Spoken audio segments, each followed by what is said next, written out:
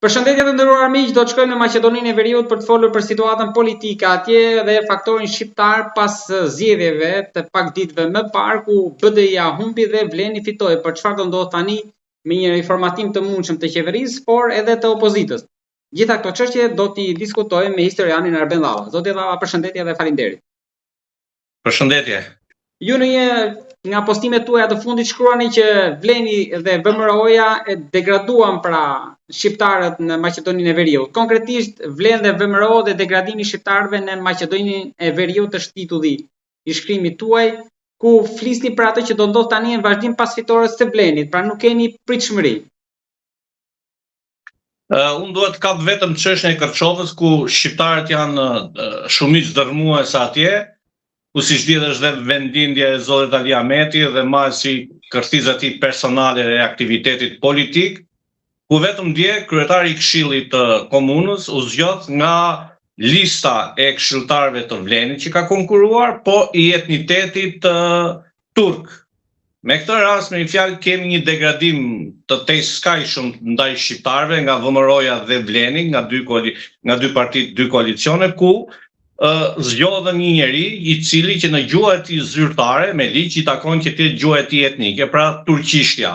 Në këtë rast do kemi që gjuha shqipe nuk do flitet, të paktën në seancat e Këshillit nga kryetari i Këshillit, siç ka qenë gjithmonë, ku ka qenë shqiptar, dhe nga kryetari i Komunës që i përket entitetit Maqedonas. Pra në këtë aspekt janë degraduar qëllimisht me një strategji apo me një projekt që është punuar prej 2 vitesh, besoj unë, midis VMRO-s dhe Vlenit. Gjithmonë Vleni është keq përdorur si vasal dhe ka pranuar çdo kusht, ku mos harrojmë edhe 800.000 euro që u dhuruan nga një firmë serbe Beogradit në Tetov për riparimin apo rikonstruksion e një pjese të shkollës mesme të gjimnazit, pra jo komplet, por të një pjese. Dhe në këtë rast kemi degradimin në Kërçovë, ku shqiptarët janë shumicë, ku dhe këshilltarët shqiptarë janë shumicë, me kujdes këshilltarët shqiptarë janë shumicë. Po t'i marrim si numra, ku këshilltarët e AK-it apo të BDI-s dhe Aleancës për shqiptarët të koalicionit AK, Aleanca Kombëtare për Integrim, i zgjatën dorën dhe hajta zgjedhin këshilltar nga anë bashkë nga shqiptar, jo tha Vleni, ne do ta zgjedhim me VMRO-n, dhe nuk bëhet fjalë vetëm me VMRO-n, dhe me partitë e tjera maqedone, LSDM apo Znamin. Pra u mlodhen gjithë ato pikat e vogla, domethënë minoritare këshilltarë që kanë aty në Kërçovë, e ta zgjedhin me kusht, tha VMRO-ja, atë që duam ne. Ne duam të jetë Ajki e ka Ajhan e ka emrin, të zgjidhet ky me profesion hoxh që ka punon hoxh, me fjalë është interesante se në këtë qeveri kemi shumë hoxhallar për herë të parë në partitë shqiptare, si ka pas Myfti, deputet, hoxh, deputet, pa fol drejtora, deputet është një degradim që i bëhet qëllimisht shqiptarëve, të kësaj ane kur të cilët kanë shitur gjyshis të gjyshi, kanë shitur tokat, kanë punuar rënd në emigracion që fëmijët e tyre shkollohen në profesione të ndryshme dhe të jem një pasqyrë e kulturës vërtet shqiptare. Pra gjuha shqipe në Kërçovë, në atë që deri quhesh edhe kalaja e Ali Ahmetit, pra rrezikohet. Dhe nuk do të flitet tani do të turqishten. Jo rrezikohet, ka marrë fund. Duhet dalja nga gjumi BDI-ja dhe Ali Ahmeti. Ka marrë fund, nuk rrezikohet. Është kryer, është punë e kryer. Pra kryetari i Këshillit, edhe pse janë shumicë shqiptarë, do flasin turqisht dhe gjithë shkresat mund t'i shkruajë turqisht, sepse ja lejon ligji dhe një herë, ja lejon ligji për pakicat kombëtare, që unë kam thënë gjithmonë gjuha shqipe nuk është e barabartë me magjine, por është një avancuar, është një gjuhë pakice e avancuar, që u jun gjithmonë me tentativat e shqiptarëve. Pra mendimin e shqiptarëve në këtë rast të Vlenit, Mickovski arriti edhe këtë. Duhet unë këtë rast tani do flas si historian, nëse flas si historian, ata shqiptarët e Vlenit, po dhe në veçanti në Kërçovë, Fatmir Limani, do hynë në histori, dash si tradhtar, dash si keqbërës, pra do hynë si dëmtues i proceseve kombëtare të shqiptarëve. Po ja u them këtë sepse deri në 2001 apo 2002 në disa fshatra të Kërçovës dhe në Kërçovë brenda gjuha shqipe nuk ekzistonte. Dhe vetë këta flisin edhe në përshpia dhe në pozicione vetë të maqedonisht. Në krahasim me shqiptarët e Pollogut, domethënë Gostivarit, të Tetovës, të Strugës dhe Dibrës, që gjuha shqipe e përdorin dhe ishin pak trima në këtë rast. Ndërsa Kërçova ishte shumë e shkelur dhe e shtypur. Mas 2002 këta filluan dhe mbiemrat i kanë me ski, me prapashtesa ski, që u ka dhënë shteti. Ajo pjesa e Kërçovës, Prilepit, Manastirit, Presvës, Edhe tani rikthehemi 22 vite apo 24 vite, ku shqiptarët në Zajaz, apo në Kërçova, apo Oslome, apo ku duret e qark, zorë se gjuhën shqipe do ta përdorin të shkruar apo diçka tjetër brenda institucioneve shtetërore, siç është këtë rast komuna apo bashkia.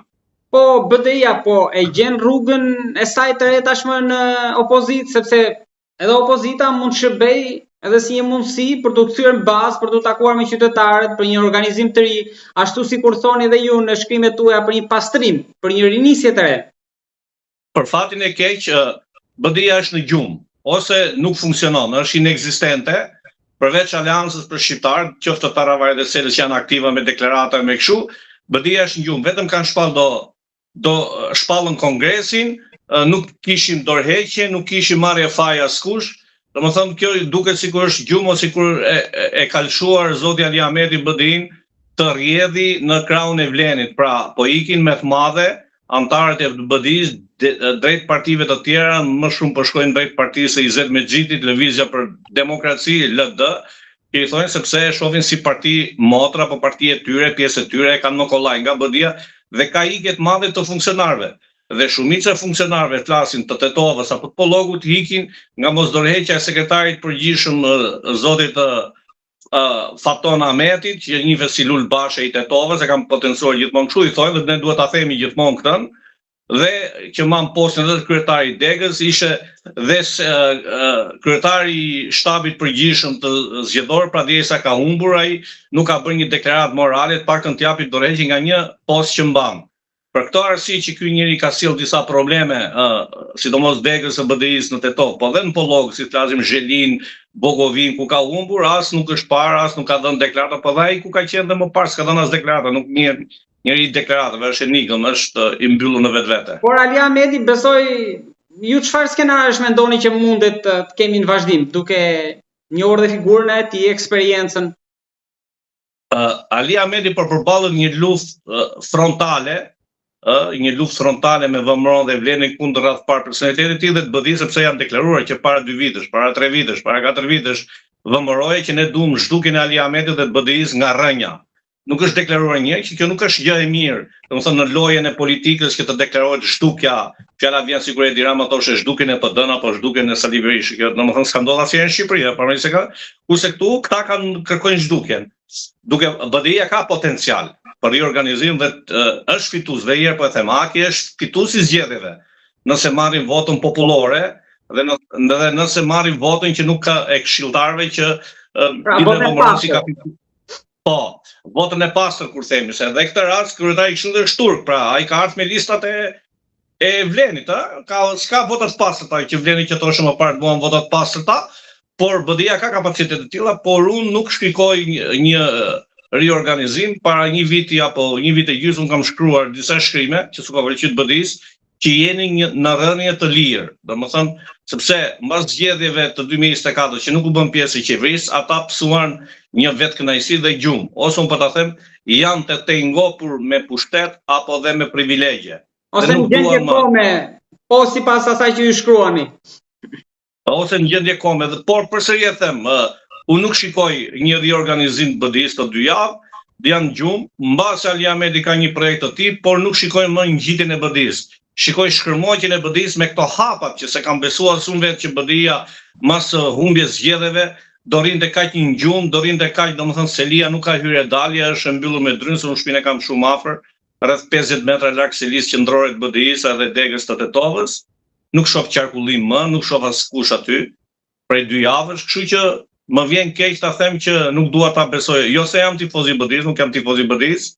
BDI-ja më ka sulmuar, nëse marrim gjatë pushtetit, 20 vite me leje qëndrimi me të drejtat e njeriut personalisht, dhe unë kam kritikuar në shkrimet të saj, por unë jam realist, duhet të shikojmë që BDI-ja në këtë rast është parti më e mirë se të tjera, por është një gjumë, edhe shpresoj të zgjohet, por unë kështu si e shoh që po ikin me ikje të madhe nga zoti Izet Mexhiti, njerëzit e BDI-s, nuk shpresoj që BDI-ja do zgjohet.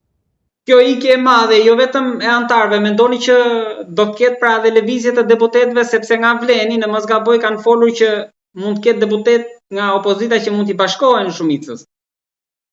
Po kur themi nga opozita, duhet kemi parasysh që edhe zoti Menduthaçi i përket opozitës është një deputet. Sela mos gaboj ka 4 a 5, po dhe Taravari kaq, po Sela më duket e ka mohuar vetë që mund të lëviz. Këto e kanë mohuar, po do të them të që ka dhe deputet turq, 2 që si bashkim. Po nuk është do të ikin, domethënë këtu nuk ikin për parime ideologjike, këtu largohen për parime të pasurisë. Gjithmonë shqiptarët këtu rrallë, domethënë mas vitit 2002 nuk ka pas ideologji patriotike, përveç partisë PDSH, që i ndodhi ai që i ka ndodhur dhe sulmuar 20 vite, PDSH ka pas parime dhe ideologji kombëtare dhe ka qenë një parti, si parti flas, shumë kombëtariste. Krahasim me BDI-n apo i cilësoni si rënim jo vetëm të moralit, por edhe ideologjik. Unë e shikoj si rënim kombëtar në radhë parë, rënim ideologjik kombëtar, po dhe të moralit, janë pa moralshëm, domethënë nuk e kam problem të ndrojmë partit. Edhe nuk e kam atë ideologjin që kemi në Shqipëri atje që rri me një parti dhe opozit, këta ja, to duan pushtetin, edhe kaq, për fat keq. Tash e vetmja parti që ka qenë opozitare dhe ideologjike ka qenë PDSH, ku nga PDSH rodhen 2-3 grupacione, siç kemi ASH, 2 ASH janë koncepti i PDSH-s. Ajo ka qenë parti e fortë opozitare, po dhe ku ka qenë pushtet, se historikisht ku ka qenë pushtet PDSH-ja, ka kaluar shumë krizat mëdha kombëtare, ka kaluar krizën e luftës Kosovës, ka kaluar krizën e 2001-shit, pra ka qenë pushtet vetëm 3 vite gjatë historisë saj. Gjithmonë ka qenë opozit. Por ka qenë një parti dhe mbetet një parti, edhe nga emblema e saj me shqipoj, edhe nga ideologjia parti kombëtare dhe opozitare e fortë. Pra nuk përjashtohet që Mendu Thaçi të jetë pjesë e ekzekutivit e shumicës. Po edhe nëse bëhet zoti Thaçi apo PDSH pjesë e shumicës, nuk është se do ketë ndonjë fuqizim, sepse veç është dobësuar shumë, ka marrë shumë goditje këto 20 vite. Është çar 4-5 herë. Dhe do të them që edhe ke pjesa Vlenit janë pjesë PDSH-s. Por ka qenë parti që ka pas intelektual të mirë, domethënë akademik. E ka qenë vetëm që ka qenë me 2 këmbë në tokë.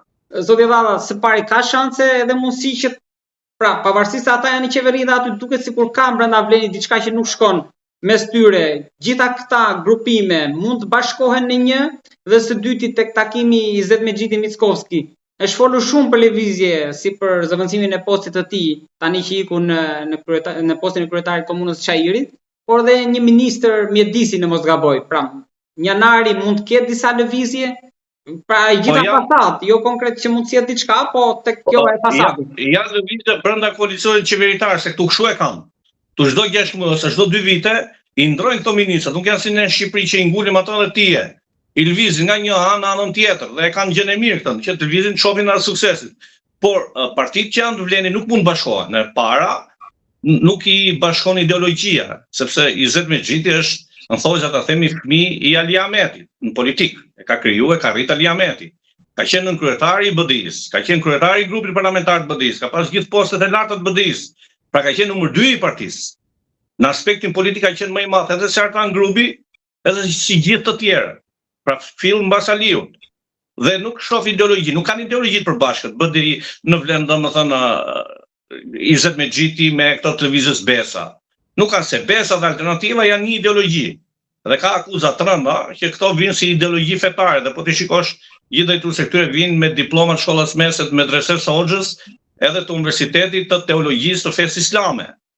Domethënë nëse i shikojmë diplomat që kanë, pregatitjen e tyre, nuk kanë pregatitje intelektuale që themi në fushë të gjerë. Pra çfarë mund të afrojë Hoxha në arsimin shqip? Pra, është vetëm pushteti që i bashkon. Vetëm pushteti dhe interesi atyre i ngushtë për interesa ekonomike, jo kombëtare. Nuk kanë lidhje me kombëtare, këto e di shumë i Shqipëria këtë punë, institucionet shtetërore, institucionet ndërkombëtare, si mund t'i quajnë ju shërbim kundër zbulim, i din gjithë se janë gjëra të hapura, ka pas gjithmonë probleme ambasada e Bashkimit Evropian këtu me lëvizjen Besa apo me Alternativën bashkë këto. Këto janë gjëra të njohura këtu. Ndërkohë që fillimi i vitit do të nisë sërish me zgjedhje në Gostivare dhe Vrapçisht. Shteti ka elementet e saj dhe mekanizmet e saj që ta shkatërrojë edhe Gostivare dhe Vrapçishi për ta fituar Vleni, por unë besoj që përsëri duhet i mbetet Akit. Tash luaj e keqe, është shteti dhe pushteti, të dy strukturat, pra dhe shteti dhe pushteti kundër BDI-s, pra kundër Aleancës për Shqiptarët, pra kundër Akit. Dhe po luajnë keq, nuk po luajnë me ligjet e demokracisë, nuk po luajnë me lojën politike, po luajnë pushteti dhe shteti kundër partive politike shqiptare që gjithmonë frymën dhe zemrën e kanë nga Tirana. Se po t'i shikojmë neve, Vleni, Besa dhe alternativa nuk kanë sy dhe zemrën për Tiranë, e dim. Zoti Rama, kryeministri i Shqipërisë para 7 viteve i ka përzënë nga tavolina të Bilal Kasami dhe Afrim Gashin, i ka përzënë nga Shqipëria. Prasaj ato gjetën një ngroje tek Albin Kurti, me anë të dikujt tjetër, jo direkt, po indirekt. Janë dhe këto gjëra duhet t'i themi, zoti Rama si kryeministri i Shqipërisë i ka përzënë ata. Edhe këto dia ka fakte, ka këto. Kasami ja ktheu nderin duket Kurtit për zgjedhjet lokale. Duket vet apo direkt apo indirekt kishe për sa i përket një komunë atje në zgjedhjet lokale. Dhe njëherë nuk më pëlqejnë lojrat që qeveria e Kosovës apo e Shqipërisë futi hundët në partitë politike shqiptare për demokraci. Ka shera parë që shqiptarë nga Maqedonia ndërhyjnë publikisht funksionar të lartë, domethënë si këtë rast të Vlenit, në zgjedhjet komunale në Kosovë. Po dhe kryeministri për shembull Albin Kurti fuse hundët këtu. Kjo s'ka ndodhur asnjëherë gjatë 20 viteve, që nga Kosova që vëde ka pasur përkraje individuale, private, gjithmonë se ne jemi njerëz, kemi miq e shok, deputet, ministra e kryeministra, po nuk kanë futur hundët kaq hapët. Kjo ka ndodhur hera parë, gjë që ka prishur disa kolona të trupit shqiptar, të patriotëve shqiptar, të ideologjisë sonë kombëtare. Pra ne na është fut përçarja si kom. Domethënë më nuk shohim Tiranën si qendra apo ky qendra shqiptarisë, po i shohim Tiranën si një pjesë dhe Kosovën si një pjesë. Kjo është shumë negative dhe mua më vjen keq si historian dhe si njëri që kam lëvizur këto 30 vite në proceset demokratike, në proceset patriotike në çdo vend. Për ta mbyllur, duke përfituar nga biseda, si historian dhe njoh sikur e thatë edhe ju i mjaft mirë këtyre proceseve demokratike, më jep një koment për atë që ndodhi dje në Rom në takimin e përbashkët mes qeverisë shqiptare dhe asaj italiane, ku përmend në mënyrë indirekte edhe Greqia. Pra, si shikoni afrimitetin në krahasim me Italinë, pra në krahasim me Greqinë, por edhe asaj që tha Meloni, që e di që keni pas fërkime me Greqinë, por besoj që Mitsotakis nuk do bëhet problem për negociatat 2028-ën, për mbylljen e tyre. Pra raportet të tanishme dhe asaj që mund presim. Duhet të themi që Italia me Greqinë gjithmonë kanë përplasje të tilla rreth Shqipërisë, kur dhe kontrolloi politikisht, ekonomikisht Shqipërinë. Deri sot, përsëri them unë, këtë luftë ka fituar Greqia. Edhe ajo po Greqia ka fituar mas viteve 90 e këtej, gjithmonë luftën midis Italisë për të përfituar ekonomikisht dhe politikisht nga Shqipëria e ka fituar Greqia dhe unë kam qejf të jem i drejt për drejt me dëgjuesit, me shikuesit dhe me shqiptarët. Edhe këtë ato janë lojrat e kryeministrit Rama. Nëse ne do t'i hapim letrat, qeveritë shqiptare kanë pasur 40% të drejtuesve ministra, gjithmonë shtetet shqiptare me kombësi greke, me shpirt e zemër nga Athina. Po tani gjithë flasin italisht. Është gjë tjetër fasada që duket e jona që ne na duket italisht. Po le të marrim zëvendës kryeministër nga Vjen, po le të marrim Vengun nga Vjen, po le të marrim zëvendës ministrën e jashtme nga Vjen. Ju lutem, nuk duhet të hyen këtë pjesë. Kujt kombësi i përkasin. Dhe normal një njeri që i përket kombësisë të një vendi tjetër, dhe në fillim do i shërbej atij vendi, le të jetë shteta si kujt është shteti. Le të marrim se sa aktive është shërbimi i kundër zbulimit grek në Tiranë, po le të marrim kontrollimin e kishës ato që falet Shqipërisë, kush e kontrollon? Pra, Italia nuk është aq e fortë apo aq me ngulm të kontrollojë pjesën politike, ekonomike të Shqipërisë. Jo, bën një lloje kështu nuk bën. Neve për shembull si Shqipëri ka lutje dhe kërkesa zoti Rama që të rivendos dhe njëherë, jo të vendos, po rivendos bustin e general Telinit që ne jemi mirënjohës për vendin e kufijit aty ku është vend tani për tani. Dhe nuk është marrë një vend busë, ndërsa janë vendosur me 10 buste anti-shqiptare në jugun e Shqipërisë nga ata oficerë grek që kanë bërë masakrën ndaj shqiptarëve dhe ne i vendosim buste. Duke filluar dhe nga busti i Mitsotakis që e vuni Rama e shumë buste të tjera. Kurse një bust ta rivendosim dhe njëherë them, ta rivendosim, zoti Rama nuk e rivendos bustin e general Telinit që ne jemi mirënjohës atje ku është në botën tjetër që dha jetën e tij për kufirin greko-shqiptar në komision që ishte. Pra, Është fasadë. Përsëri u ngelem që Greqia e kontrollon Shqipërinë si nga ana ekonomike dhe nga ana politike. Po përsëri ngelem luftëtar që nuk dua të jenë pjesë e Bashkimit Evropian me kushtet që Greqia ja ka vendosur Shqipërisë dhe ndër vite ka përfituar, siç janë ndërtimi 8000 varreve fallse në jugun e Shqipërisë, fitimin e shumë gjëra tjera, njohja e 9 minoriteteve në Shqipëri, acarimet që krijon në imar fallse që bëhen, sepse po ti shikojmë minoritarët grek në jugun e Shqipërisë që janë në Dropull apo në Gjirokastër nuk janë aq acarues dhe aq provokativ, përkundër e duan në Shqipëri më shumë se mercenarët shqiptar të Himarës. Në Himar kemi mercenarë shqiptar, nuk kemi janë shqiptar, por mercenarë që punojnë për Greqinë. Prandaj them, bile edhe ka një përplasje midis himariotasve që hiqen si grek dhe grekëve të vërtetë të Dropullit. Shikoni përplasjen ndër vitet të Zotit Barka, Panajot Barka me Fredi Belen dhe shumë të tjerë, po ju nuk i ndiqni mediat greke dhe ato forumet e këtyre pakicës greke. Prandaj them, ajo e djeshme ka qenë një fasad, kryeministri i Italisë ka pas me të drejtë, po përsëri mbi kokat tona qëndron Hanxhari grek në lidhje me shtyjen e kufirit dhe pretendimin e tyre që i kanë për jugun e Shqipërisë, e kanë në bazë të kushtetutës, në bazë të ligjit luftës që nuk e kanë hequr, për shembull me Italinë ligjin e luftës Greqia e ka hequr vite më parë, kurse me ne e mban, edhe pse jemi anëtarë të NATO-s, dhe unë ja kam thënë në për intervistë zotit Rama, duhet bësh një kërkesë në NATO. Ne jemi 2 shtete në një ushtri të përbashkët dhe pjesën ajrore të Shqipërisë e ruajnë aeroplanët grek të NATO-s, kur Greqia mban një ligj fantazëm juridikisht e mban, jo praktikisht, të luftë që kur të doja ajo nis, pa folur që në 97-ën Greqia futi rreth 1000 trupa ushtarak grek, civila erdhën dhe rinë në shtëpiat e minoritarëve grek në jugun e Shqipërisë për të nisur një shkëputje të jugut të Shqipërisë. Por ka qenë atëherë Çiller kryeministja e Turqisë në atë kohë që vuni kufirin aty ku duhet të jetë. I tha, nëse ju hyni kështu ne për 24 orë vinë në Athinë. Prandaj them edhe një herë Kthjetrat është vështirë që të hiqen te Greqisë, pavarësisht edhe këtyre marrëveshjeve të fundit, por edhe tjera që mund bëhen me Italinë, investime, më the thash. Greqia ushqen dhe mban trupin e saj votues dhe kontar Greqi me çështjen e autonomisë së Vorë e Pirit apo aneksimin e jugut të Shqipërisë. Pa atë Greqia pastaj nuk ka asgjë. Me këtë man dhe trem popullin e saj që është multietnik atje, ku përbëhet nga grek, nga shqiptar, nga slav përbëhet, nga armen përbëhet, nga hebrej përbëhet, nga turq përbëhet edhe ata. Ose Greqia thotë jemi 100% të pastër grek.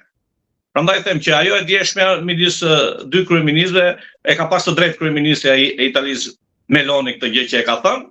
Unë nuk besoj se është në një pozicion të fortë miçotaqësi që të vej veto, por do kërkoj diçka nga Shqipëria. Jam i bindur që do kërkoj diçka nga Shqipëria, po mos harroni, qeveritarët tanë shumica përbëhen nga shteta shqiptar me kombësi greke. Po edhe për ta mbyllur se ju mora shumë kohë, çfarë mund të kërkoj? Gjithmonë për avancimin që në një të ardhme aneksimin e jugut të Shqipërisë, që i thojmë Vorja e Pirë. Jo në det, por e keni fjalën në tokë këtë rast, jo në det, po në tokë. Detin veç e kanë marrë ato, sepse 12 mile që është aprovuar para 2-3 vitesh në parlamentin grek kufiri me Shqipërinë është vendosur ajo. Ne kemi heshur se nuk kemi as flotë aeroplanësh, as flotë detare që ta mbrojnë kufirin detar. Ne mbrojmë me anije tuaja. Tani do t'i provojmë në Pashaliman. Po prandaj po them, edhe një herë ku thot për grekët, portet e gjitha i kontrollojnë grekët, gjithë jetën e biznesit shqiptar kontrollojnë grekët, për fatin e keq. Edhe pse janë një shtet i varfër vetë, ata investojnë shumë, duke shikuar dje ke pensionet e rreth 30.000 shtetas Shqipëri që u japin 350 euro në muaj pension, vetëm 3 aty. Edhe të majnë atë frymën e tyre që ka grek, tu ka grek, se s'ka, se rinia e jugut Shqipërisë që ka kombësi greke veç kanë ikur në Londër, në Zvicër, se i ndjek ato, nuk ka atje rini, atë kanë spleq. Që të shkretët kanë pas një opinion dhe kulturë me vllazëri me shqiptarët, edhe të shkretët kur shkojnë atje ndihen shumë keq. Zoti Llava, faleminderit shumë për gjitha çështjet që diskutuam. Faleminderit dhe juve të keni një shtunë të diel të mbar. Faleminderit. Beni